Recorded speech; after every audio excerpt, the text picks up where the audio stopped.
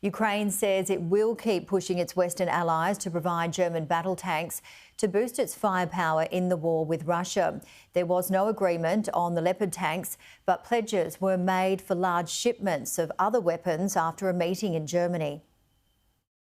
Behind the smiles, there's mounting pressure on these allies to do more to arm Ukraine.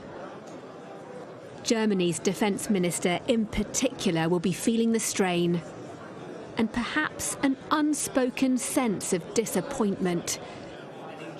There'd been hope Berlin would allow German-made tanks to join the war, but that's not yet been decided, despite this plea from the president. Ladies and gentlemen, this is...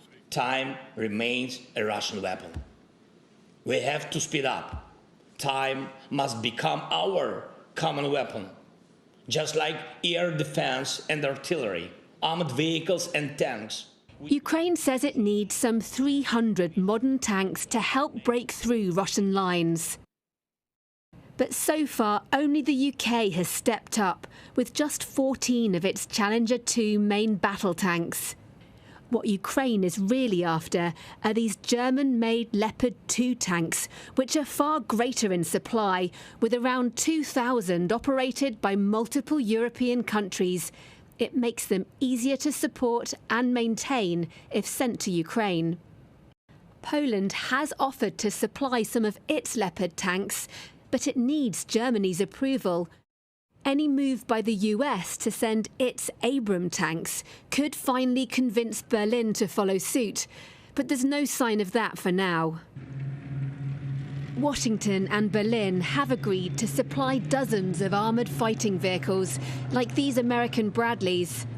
They'll also be critical if Ukraine is to stand a chance of defeating Russian forces, something the US military chief warned won't happen anytime soon.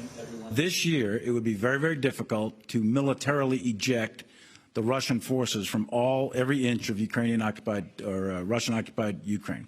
That doesn't mean it can't happen, doesn't mean it won't happen, but it'd be very, very difficult.